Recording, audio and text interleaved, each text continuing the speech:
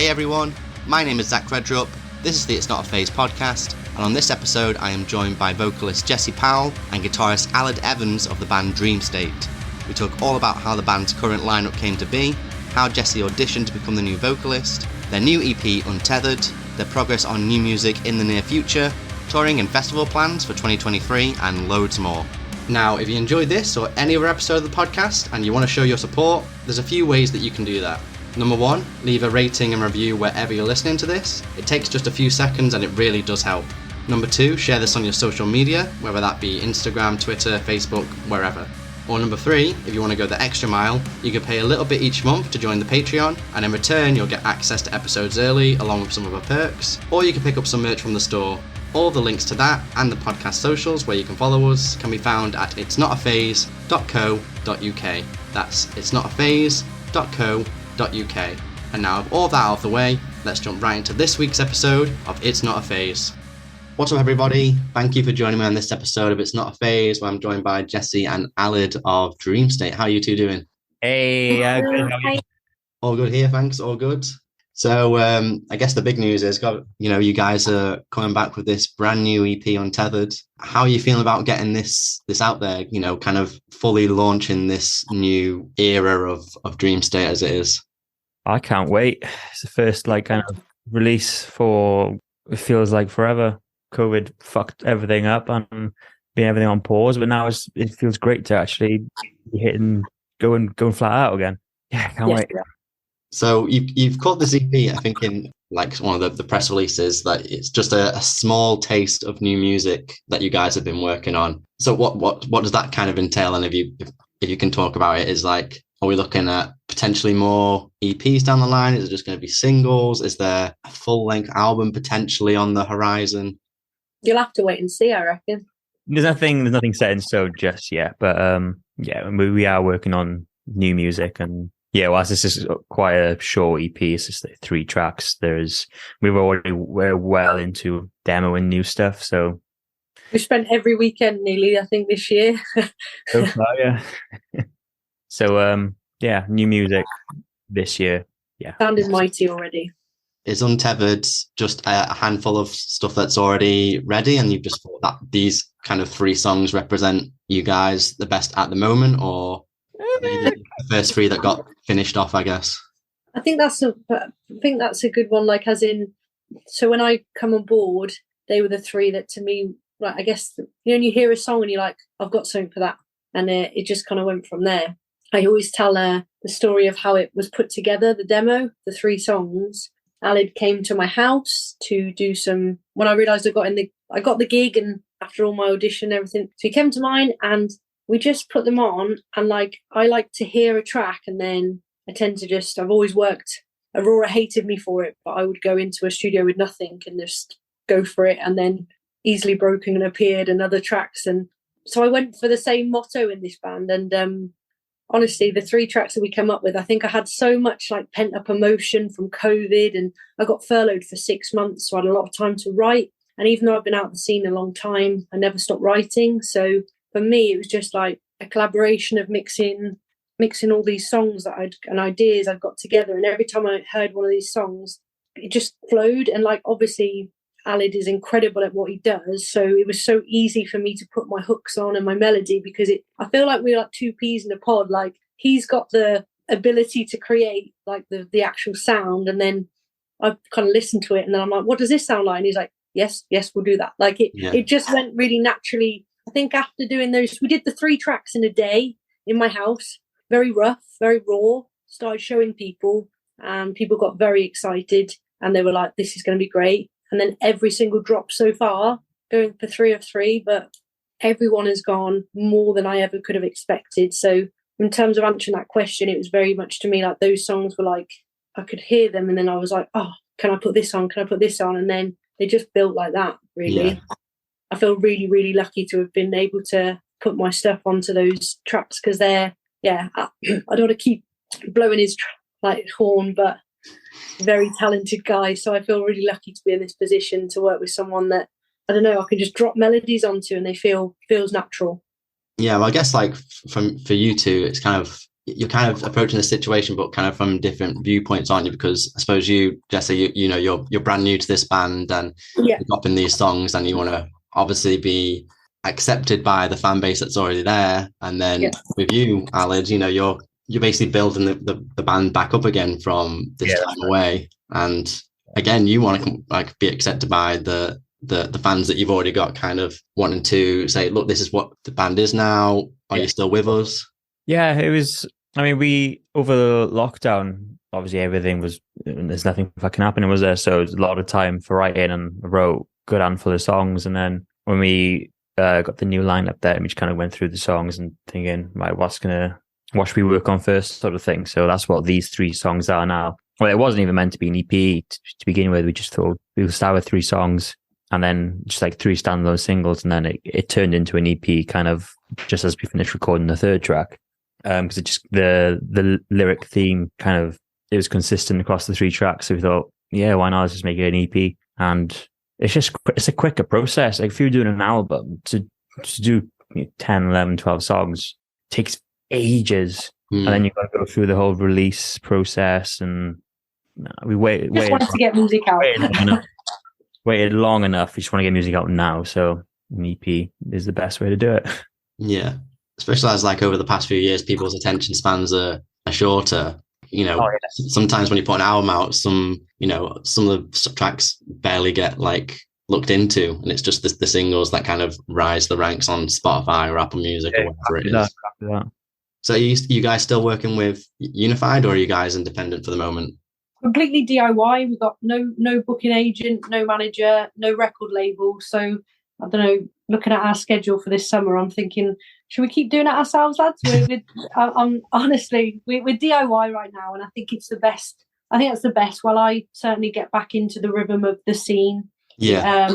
And it's kind of nice to feel. It's kind of nice that all of us have a bit of control, because I feel like if I'd have just jumped straight into a band that had this huge team behind it like it did before, I think I would have been even more overwhelmed. So to kind of, it's a nice stepping stone into Dream State, because we all want big things for it, but it's nice to have started. Like, I think it's good that we're just doing it ourselves. We have a bit more control and stuff, so that's quite nice.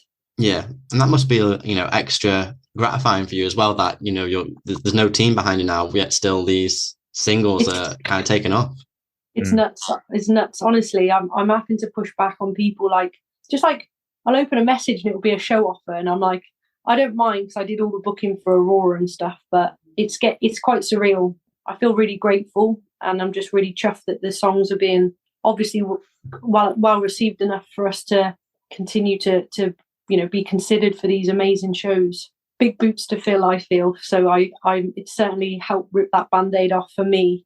So I've always been that, the new singer, and it's happened across the globe with bands, but for some reason girls seem to get a lot more shit for being the new girl than a guy does. So I think I've won over some of the old fans. Some of the real hardcore fans have been at the shows and been really well received.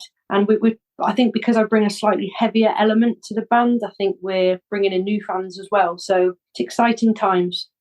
Well, speaking of shows, you've got the tour throughout February to obviously support the EP. How are you guys? Because is this the first headline run since this new era kind of came public?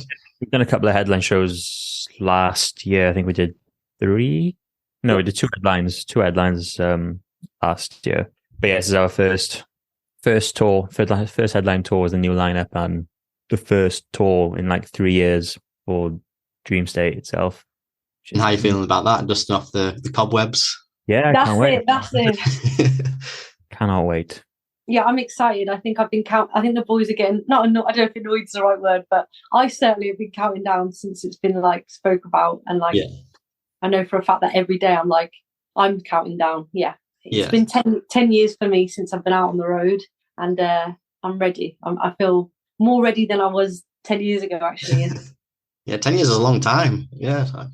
I think I wrote out a big statement about it, but sometimes I think everything happens for a reason, and I'm kind of everything I wanted to achieve in my life. I can say like I feel like the most settled I ever have and secure. And I think looking back, I'm glad things didn't go where I wanted them to, because I don't think I was ready.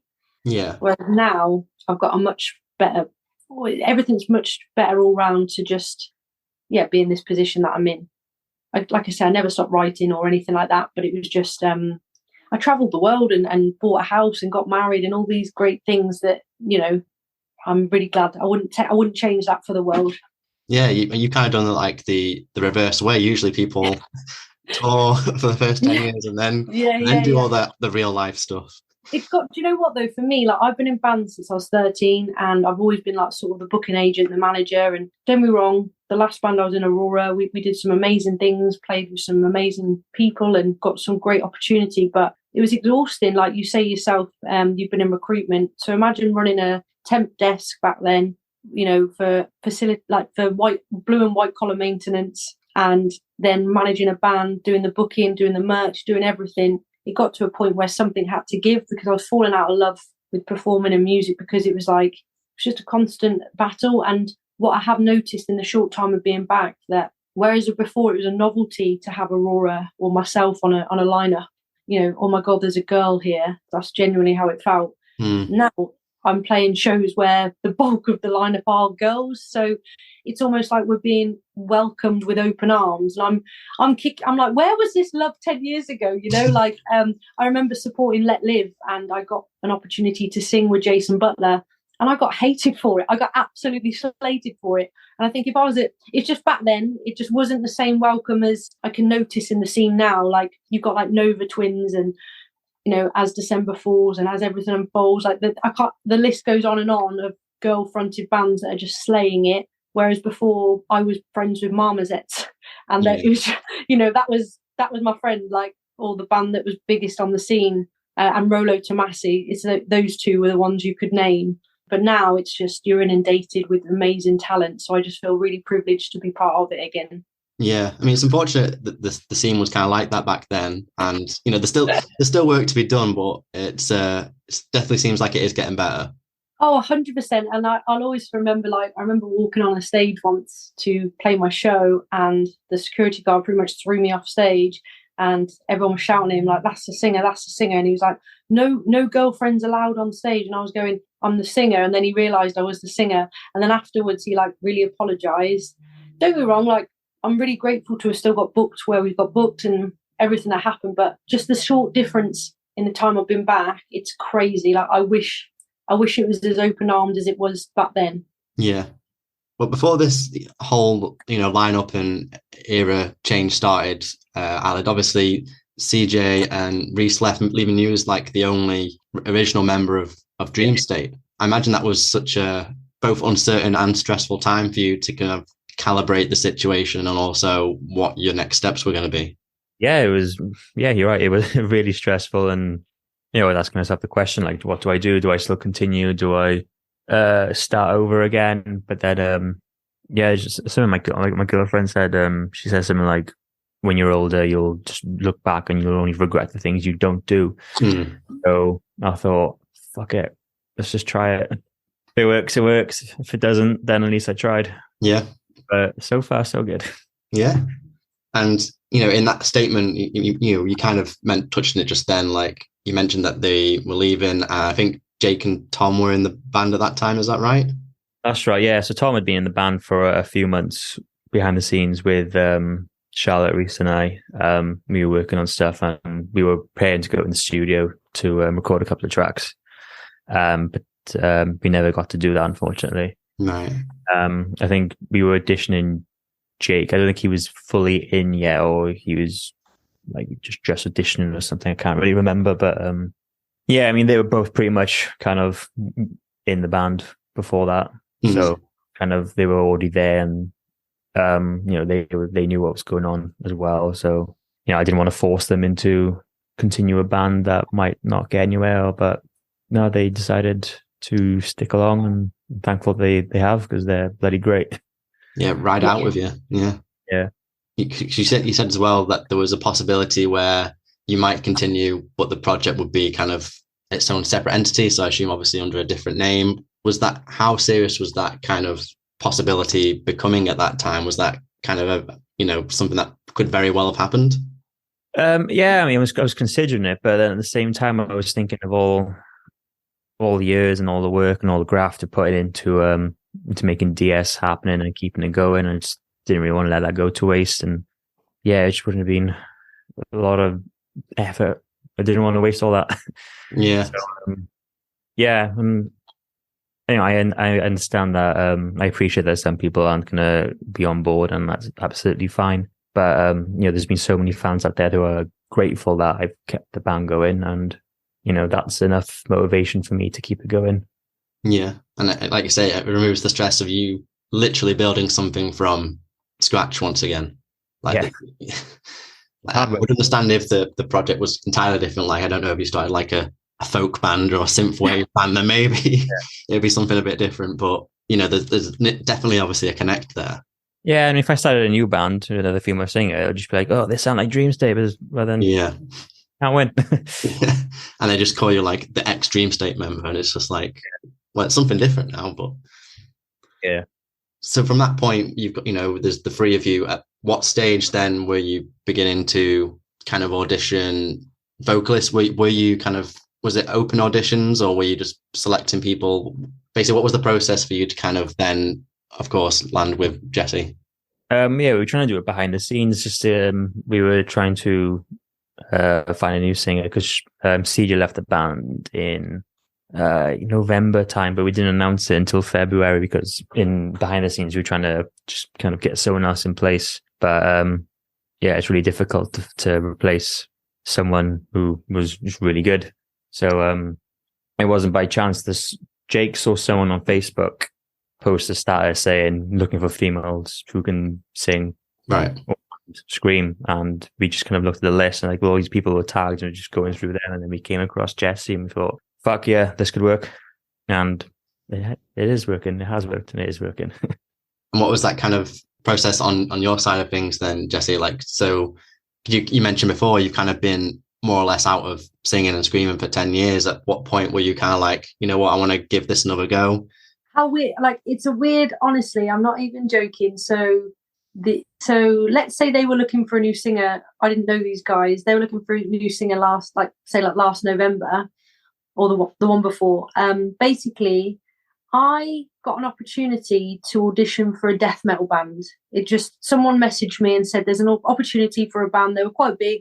Do you want to go for it? And I was like, God, I haven't done this for ages, but I am itching. Like, I've had that 6 months of furlough I just sat and wrote every day. Like, I just fell back in love with writing, and I was coming up with hooks, and my husband was like, Jessie, they're so catchy. And I'd be like, I need a band. And then he, bless him and my husband and my best friend Jack, like, they even tried to jam with me in a lockup, and they were like, Jessie, like, we just can't commit like you want. And I was like, come on, boy, like, trying to round them up on a weekend, and it was just not, I was getting really frustrated. Anyway, I went for this audition, and one of my good friends, Jack, he's in Suffer, who are ridiculous. He let me come down his lockup, and he like really auditioned. That he was like getting me ready for this audition. I was getting all in my head, and I was trying to cover like Architects and all these tracks. And he was like, "You've got this, you've got this." And he was like, "If they don't want you, I'll start a band with you." Cut long story short, I didn't get the gig, and I felt I was really disheartened. And I remember their manager ringing me, being like, "It was not personal." And I was like, well, it is, isn't it? Like, I'm a woman in her 30s who's married. Why did I even bother getting out of bed to go and do that? It was a waste of time. I felt like, even though they weren't, I got in my head, and I felt like everyone was just like laughing at me, like, why she even tried? So I did this throwback on Facebook in like the February with all of my live shots I've ever done, like crowd surfing or whatever. And it was almost like my closure for me. It was like the end of it. Like, you tried, you didn't get it, you tried. And it was like, it's a good day to look back on good days. And I posted this big collage out. And literally, I was like, I remember saying to my husband, like, well, at least I tried. I can always go, when I'm 50, I'll be like, at least I tried to go for that band. And then like 2 days later, I was down about it for like days. And then like 2 days later, I get this message off Alid, like, hey, we're looking for a singer. Would you be interested? And he sent me the tracks. And I showed my husband, and he was like, Jessie, you could not have asked for it. It's basically Aurora on steroids. Like, this is you. You even sound a bit like the girl. Like, and then so I really wanted the gig. So I went all the way down to Folkestone, which is like 4 hours for me. And I went to Oz at Hidden Track Studio and got in with him. I was like, Oz, please get me in. I need to do this audition. I think they only wanted me to do like the songs in my bedroom. Yeah. I went all the way to Kent, recorded 3 tracks, paid for them, like proper studio, drove home. And then my friend Josh and the people at Uproar, who are amazing, they let me have their venue. And Josh, who was in Aurora, did like the video of, I did a White Lies cover, but like as though I was doing it live. Right. And I sent the video and the tracks to Alid, and I think he was like, what the fuck? Like, he probably literally wanted me to be in my bedroom, like singing. But I was like, no, this is a huge platform. This isn't just like the local pub band. This is like, I saw all the awards they've won, and I just thought, oh my God, this is like everything I've ever dreamed of. But like, excuse the pun, but like, it felt like it was everything I've ever wanted in terms of where they were. Like, if I got to play Download before I die, like I'm sleeping easy. Like, that's it. So I sent all the stuff, and then I'm pretty sure I remember speaking to Alid, and I was like, so have I got the gig? And he was like, yeah, of course you have. And I was like, okay. He was like, I wasn't sure for like days. And then I spent every day like practicing the set just at home, like in this office/studio space. And here we are. Like, I got an opportunity. Dean put on Throwfest. I'd played in Dean's venues back in the day, and he heard I was auditioning for Dream State, and he was like, do you know what, Jess, I'll give you main support to Counterparts. I know you're going to smash it. And I was like, Dean, that's a lot of pressure. He's like, don't let me down. And I'm not going to lie to you, that was only in October. That was the first gig we played as a full band. To be main support to Counterparts, who I've seen them live like 6 times. I'm like, what the hell? All I'm going to say is I think I put on the show of my life, and I've had like really well-respected people that I admire sort of reach out and tell me that it was a really good show. So I think all my audition paid off, and like practicing the set. But for me, it was a real whirlwind process. Like, I went from literally like getting this message to doing all these things, and then I was itching to practice with them all. Like, I wanted to meet Jake and Tom and Alid, because you can speak to someone online, but then they could be very different when you meet them. Yeah. And I'm a bit weird. So I needed it to be like, I needed the people to click. I needed to click with the people. Like, I've hung out with boys all my life, but like everyone, you know, you don't get on with everybody sometimes. So I just needed to check. And I went down and jammed with them like one time. And let's say, you know, we're less than a year in now as a full band that have been jamming behind the scenes. And like, I honestly feel like Alid especially, I feel like I've known him forever. Like, it feel like Alid's like, you know, at work you get a work husband or something. Like, Alid is like my work husband.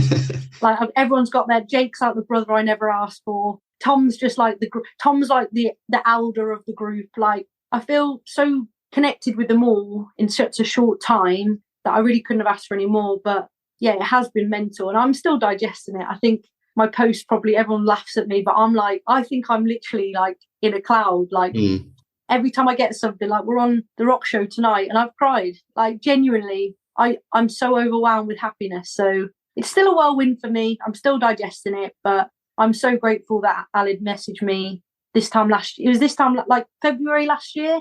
Is that like February, March, something like that? But yeah, it's close to February, March, nearly a year ago, and I'm still very much not over it. Like, so it still feels like you're in a dream state.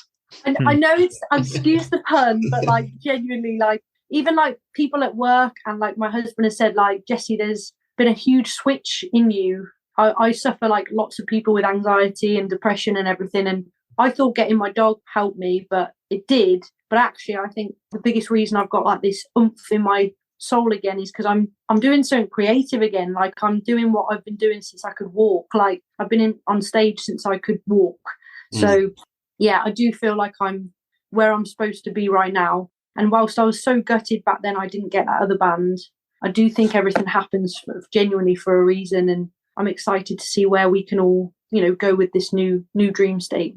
Yeah, I bet you're glad you didn't get that gig with the death metal band. You know now. what? And I look back now and I always often play the song that I was supposed to audition to, and I can nail it now. Like, I can nail the vocals, but like, I don't think I'd have wanted to have done like gut rolls the whole time. Like, I'm actually grateful I'm getting to use my, like, not Disney voice, but I can't believe I'm even saying it because I hate singing, but like, I've always wanted to front a death metal band, but now I've landed in Dream State. It's perfect. It's a perfect blend of heavy and soft. Yeah. Yeah, because you mentioned before you were in Aurora and, you know, you've not really done like bands in between. In terms of like getting your voice right, especially when you're going to be playing live and touring soon as well, was that kind of a bit of apprehension behind there?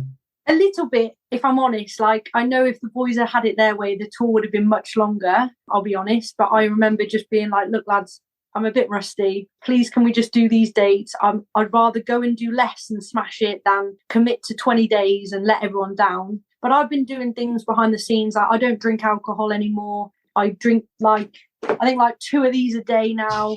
I do my warm-ups every morning as part of like a daily routine.